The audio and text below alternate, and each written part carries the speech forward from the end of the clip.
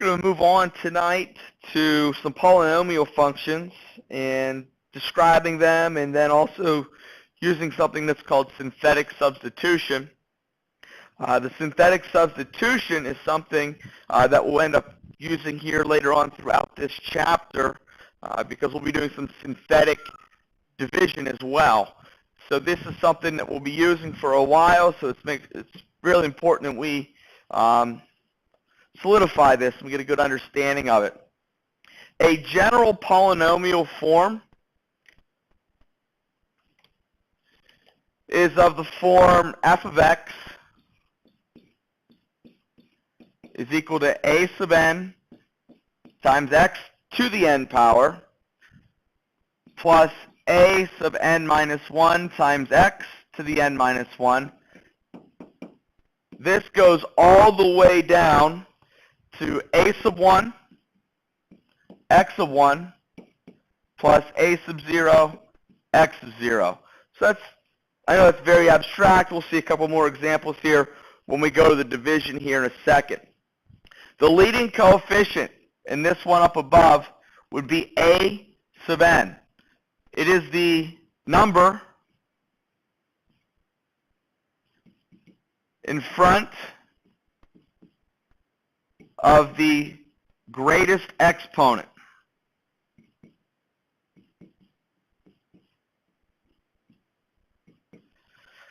The degree of polynomials is the highest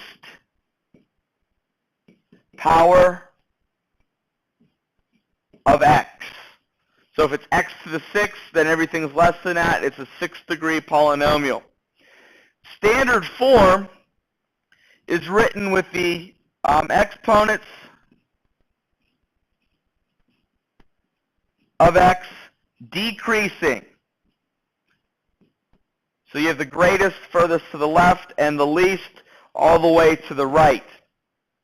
If we look at a couple of simple examples up to the 4th power, these are as follows. A constant function is f of x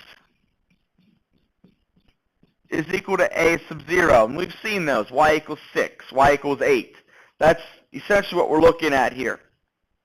The linear form is essentially slope-intercept form, but we write it fancy here. a1 times x plus a sub 0.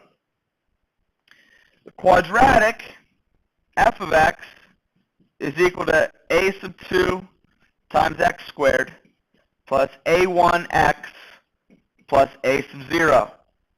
So again, we're going in decreasing order, 2, 1, 0, so forth and so on. Cubic, we have to start over here. F of x is equal to a sub 3, x sub 3, plus a sub 2, x sub 2, plus a sub 1, x, plus a sub 0. That's a cubic. We have constant, linear, quadratic, cubic, and the last one is quartic, and we go from f of x equals a sub 4, x sub 4, plus a sub 3, x sub 3, plus a sub 2, x sub 2, plus a sub 1, x, plus a sub 0. So those are the basic forms, basic terminology that we'll be using in this section and beyond here with some of the polynomial functions. Now we'll move on to synthetic substitution. If we look at this example, f of x equals 2x to the 4th minus 8x squared plus 5x minus 7. That's a polynomial in standard form. We want to evaluate that when x equals 3. So what we'll do is we'll set this up. We have 3 on the outside here, and we're concerned about the coefficients. 2, because that's x to the 4th. Now there's no x cubed term here, but we still have to put a placeholder 0 there for that. Then we're at the squared term. That's negative 8. We're at the x term. That's 5. And then the constant, that's negative 7. So we need to use all of those. Now what we do is we drop down the 2 right to there. And this is where we basically start up all of them. Whatever the leading coefficient is, you drop down. From here, what we do is we do 3 times 2. And that's 6. So that goes there. 0 plus 6 is 6. 3 times 6, that's 18. Negative 8 and 18 is 10.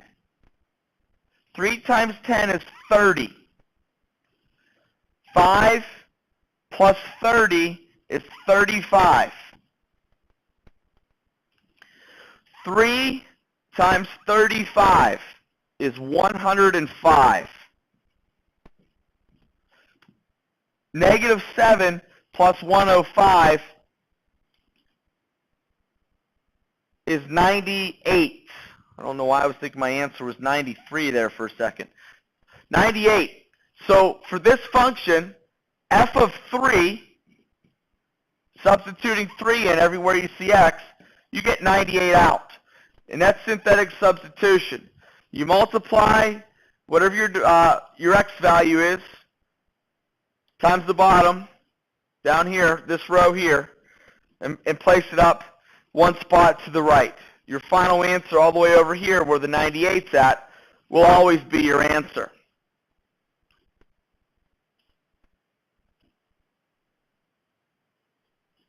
Now we'll take another example here.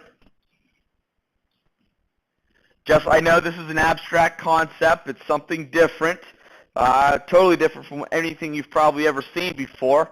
But we start with our leading coefficients here, negative 1, 2, 5, negative 1, and 0.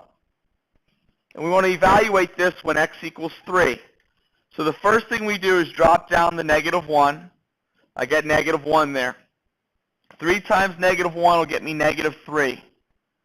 2 plus negative 3 is negative 1. 3 times negative 1 is negative 3. 5 plus negative 3 is positive 2. 3 times 2 is 6. Negative 1 plus 6 is 5. Drawing a blank there for some reason. And then 3 times 5 is 15. 0 plus 15 will give us a final answer of 15. So f of 3 in this polynomial function is equal to 15. That's all we have to do for these. It still might seem abstract. I understand that. We'll get some practice, and I think you'll find it actually works out pretty well, and you'll do pretty well with it.